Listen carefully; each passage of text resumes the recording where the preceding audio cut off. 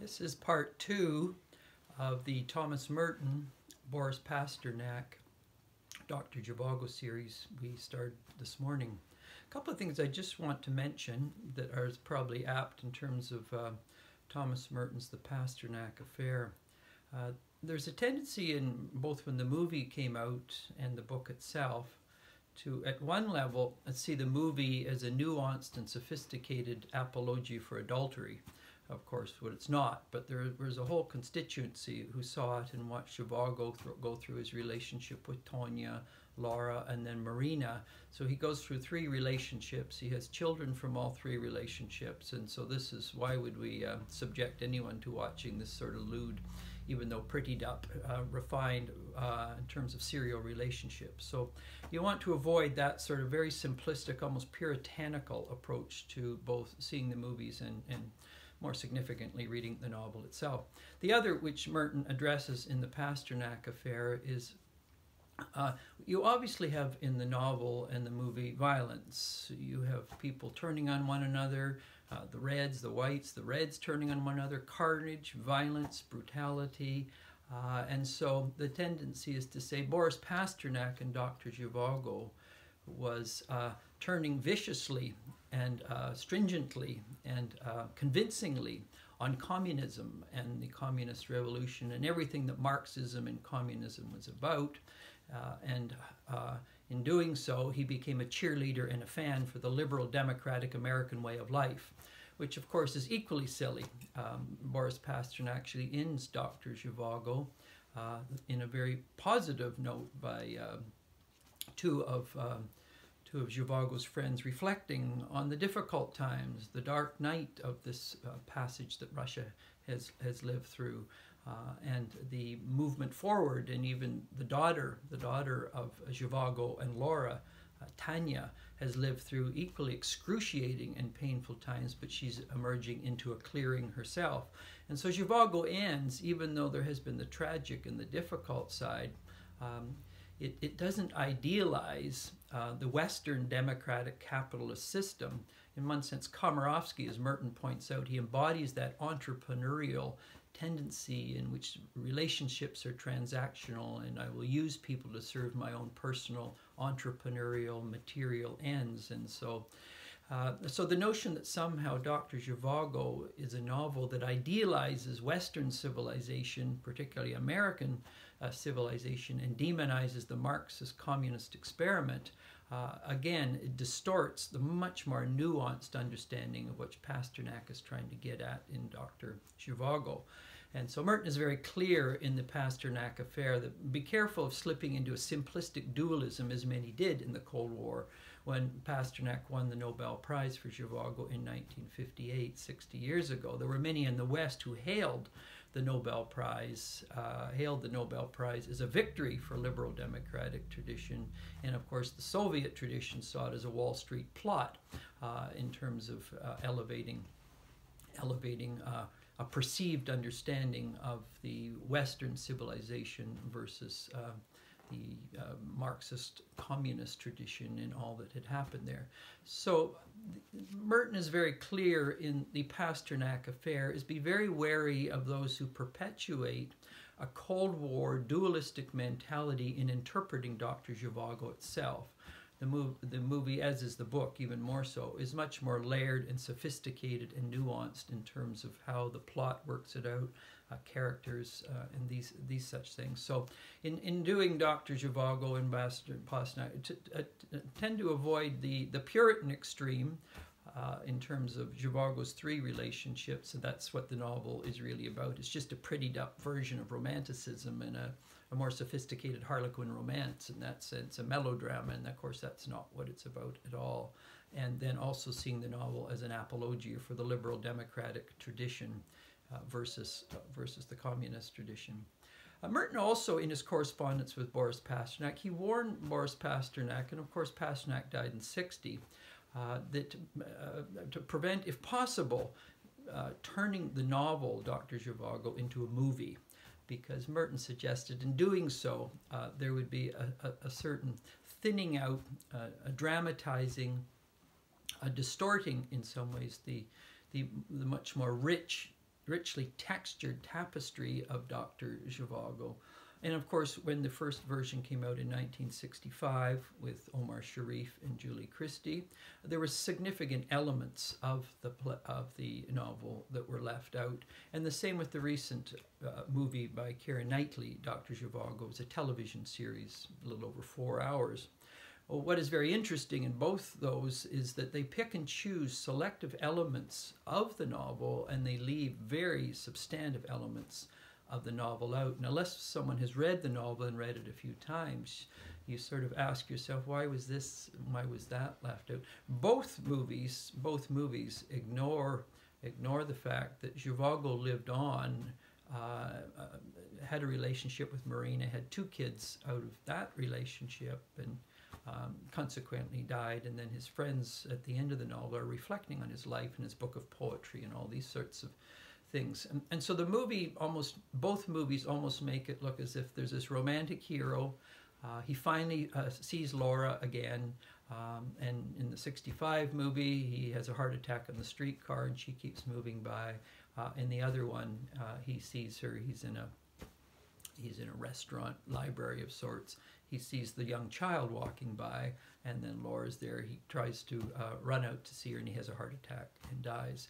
And the richer understanding of what happened to Zhivago after he came back to Moscow and practiced medicine is left out in both movies. So you get this heroic sort of hero trying to reunite with his lost love, and then the fingers of his hands reach out to her soul, but he can never quite reach her, and she moves on, and he dies in the process. And so Merton warned Pasternak about the book being translated into a movie, and of course he died in 1960, so whoever obviously took over the estate chose to move forward with that. But always to be wary when seeing both movies, or the Russian version itself, that they are very selectively taking certain aspects of the book, which in many ways reveals elements of it but conceals substantive aspects of it also. And so wanted to also touch on I mentioned earlier the Prometheus issue in terms of Merton's grappling with that, and the theology of it, and certain understandings of God, the divine, the ultimate, whatever. There's another side to that also when Merton is dealing with the Pasternak affair. He looks at how the 2 soldiers, the Reds and the Whites, he's a doctor, he's captured by the Reds, and he's their doctor in many ways, and in the midst of war and skirmishes and violence, his task is to keep them alive. But there's one section in which the Reds are invading the Whites, and the battle goes on, and they're very innocent children, actually, young military cadets. They're engaging these pretty tried and hardened Reds, or revolutionaries, and they're in the battlefield fighting, and the Reds kill most of the young cadets, and Pasternak comes along, and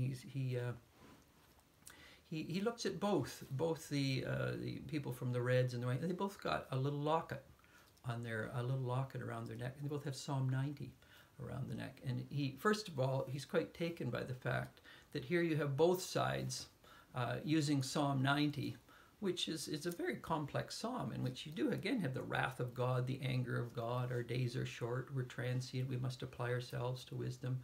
But the first thing to note is that both sides have around their neck Psalm 90. Fascinating, because Zhivago is a doctor, he doesn't take sides. His task is the Hippocratic Oath to save life. So what he does, which is fascinating, the one red soldier who's dead, the white young cadet is not dead. So the other sort of the revolutionaries who he's working for, he's been captured by, kidnapped by, he takes off the clothes of the injured white person, and he dresses them in the clothes of the red person to save his life, knowing that in time, potentially, the white person could turn on the Reds yet again. But as a doctor, his task is to save life, not to genuflect or salute to one tribe or another, and particularly when both are using violence to essentially wipe one another out. So you get, on the one hand, biblical verses used, particularly elements from the Psalm.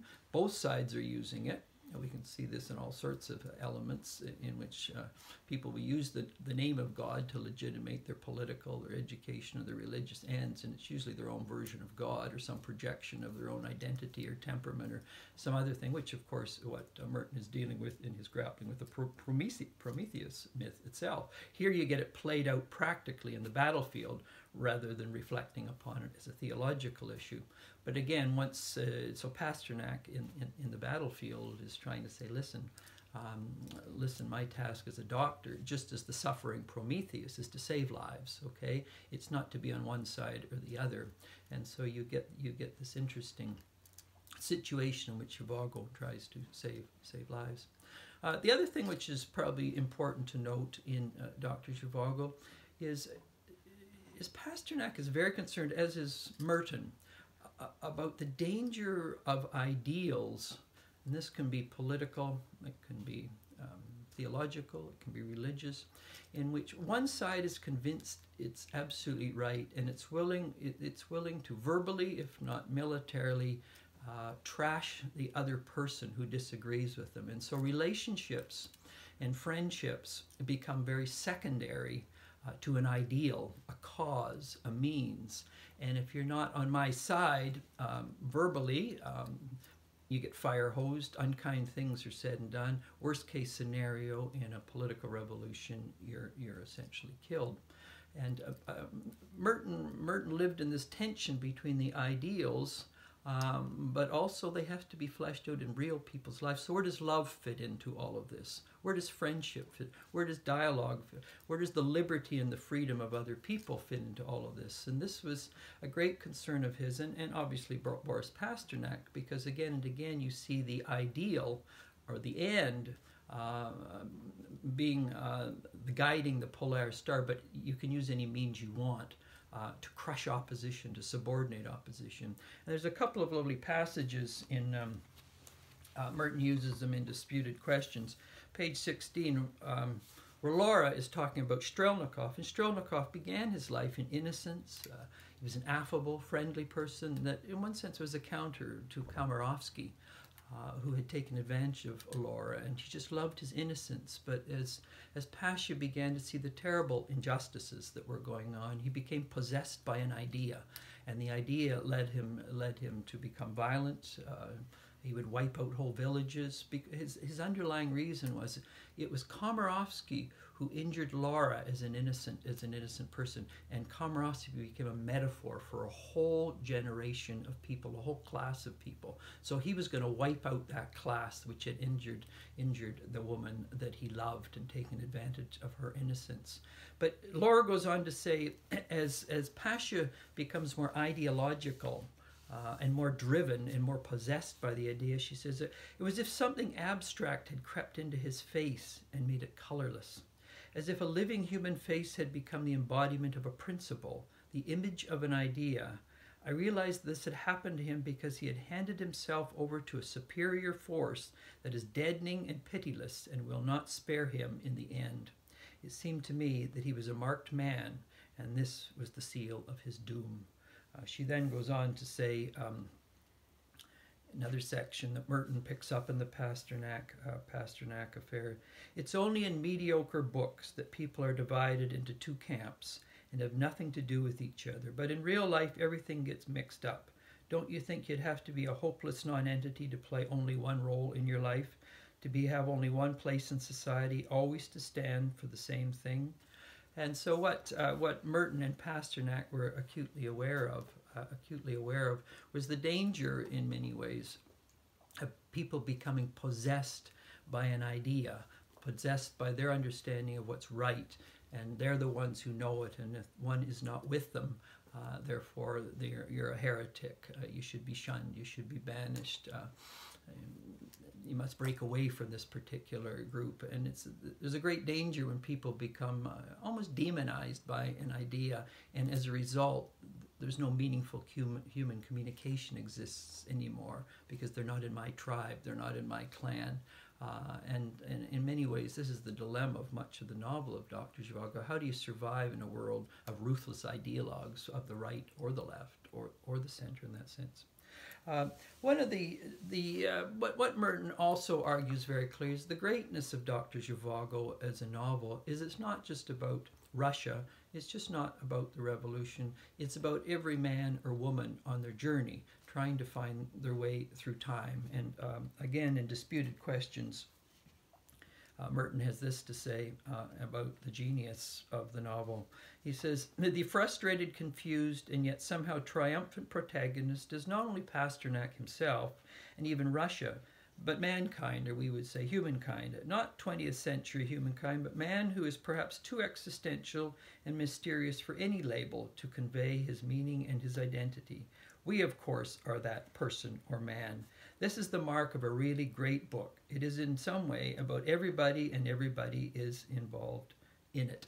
And so the genius, in some ways, of Dr. Zhivago is the way it probes the nature of the human journey. And Hamlet, one of the first poems in it, it ends with a Russian proverb that says, to live your life is not as simple as to cross a field.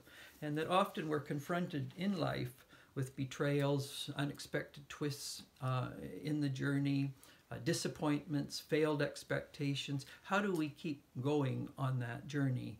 And what's the nature of how we maintain our integrity in that particular process, given the fact we are all finite, fallible, and confronted again with tendencies towards cynicism, anger, bitterness, and yet on the other hand with aspiration, ideals, and living in this complex tension when our thrownness is in the real world of time and history, which is often ambiguous as we hike through it. There are a few little things I just want to mention in closing, in which perhaps Merton didn't cover in the Pasternak affair, and which probably would have been valuable if he'd lingered more. The first thing he really didn't deal with in much depth or detail was the poems at the end of Dr. Zhivago. He touches on Holy Week and looks at the relationship and how nature, as it were, bends, and the birch trees bends as the procession at Easter moves into the sanctuary, and this convergence between spring, nature itself, the liturgy of the seasons, and then the liturgy of the church, and how they echo one another. But there's a variety of very rich poems, deeply religious poems, in fact, in the poems at the end of Zhivago. But there's also very touching and tender relationship poems, and so it would have been valuable if Merton, being a poet himself, had actually dipped into those poems, because they illuminate significantly the novel. They're very accessible poems, as any great poet is, and so this is something that Merton ignored in any meaningful manner in the Pasternak affair, and then the appendix in Disputed Questions. So this would be something that anyone who is very interested in how one lives through the tragic, how one processes such a journey without slipping into cynicism or despair or a silly, naive optimism, makes sense of these deep, perennial human issues of the soul. The second thing, which often isn't dealt with, is Pasternak is looking, and he probes very clearly, and which is missed in the movies, is the deterioration of Dr. Zhivago as a person. Because of his Hamlet-like personality, because of often his indecisiveness on important issues, you get increasingly, as he ages and he moves into his third relationship with Marina, and he has 2 kids, he almost becomes passive and excessively dependent, irritable, difficult to live with. And so the final years, or the autumn years, which is often not examined, it is not even touched on in the movies, is not the romantic hero who can't reach out to Laura at the end, but the man who goes back to Moscow, begins to work at the hospital, lives with Marina, has kids from her, but he's not the easiest person to live with. And what Pasternak is exploring is the deterioration of a certain temperament, when in fact there is not a center and there is not a core, and they're pulled hither thither in all directions. Pasternak explores this in intricate and intimate ways in terms of watching Zhivago as a person gradually lose his footing in the final years of his life because he's not dealt with a whole variety of issues. And this is not covered in the movies. As I said, you just sort of end with Zhivago reaching out to Laura, his hands not touching the flesh of her soul, and that's the end of it. But for Pasternak, he's exploring psychologically and spiritually and physically the deterioration of Zhivago himself as a person as he comes to the end, and then finally his heart attack. Second, Merton tends to idealize in the book Larissa as a wisdom figure. And so Zhivago and Laura embody the Adam and the Eve and the new paradise, an odd paradise in frigid Varakino. But nonetheless, they embody a way to live minimally significantly in an age of revolution. So it's almost the Edenic notion, and then Larissa becomes this wisdom figure, which in many ways points the way to what Merton is going to write, a liturgy on Hagia Sophia a couple of years later. It's a lovely liturgical cadence in terms of that. But in fact, there's much more to Laura than this symbol, and the danger is reducing Laura Larissa to a symbolic figure, when again, like Zhivago, she's a complex woman in some sense. And there's an idealizing of Laura Larissa as this wisdom figure who continues through difficult situations in life. She's taken away by Komarovsky up into the Urals, very difficult experience that she has to give her daughter away because Komarovsky doesn't want kids around.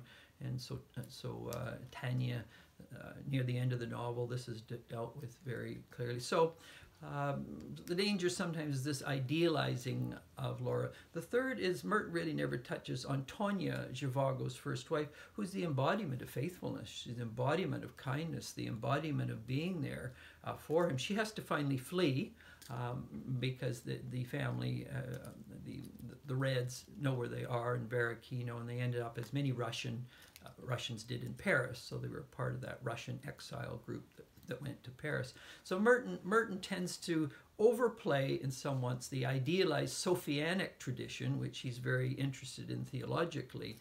And interestingly enough, Tonya could actually embody in a much deeper sense the Sophianic tradition than could Laura and Marina itself. And so there's this tendency by Merton to overplay Laura and almost an iconic view of her, ignore Tonya and her having to flee and having her second son in Paris. And so these are elements in Merton and the Pasternak affair in which I think legitimate criticisms can be raised in terms of how he perhaps is legitimately reading but also misreading Dr. Zhivago, and where that leads in terms of idealizing a sort of romantic hero at the end. And meanwhile, you have people who are very faithful in relationships, and with Tonya raising his second son in Paris, and Marina, who has to put up with the embittered Zhivago near the end, the cranky Zhivago, the Zhivago that knows that things are coming to the end and life has not worked out the way he wants, and he begins to shrink. His soul shrinks in some ways, even though he's got his job back at the hospital. And so those are a few things to think about in terms of the Thomas Merton, Boris Pasternak, Dr. Zhivago relationship. But there are very few who in the West who actually went out of their way to think deeply about the novel, but equally significant to correspond with Boris Pasternak himself. And the letters between Merton and Pasternak, as I mentioned earlier, were intercepted by the CIA.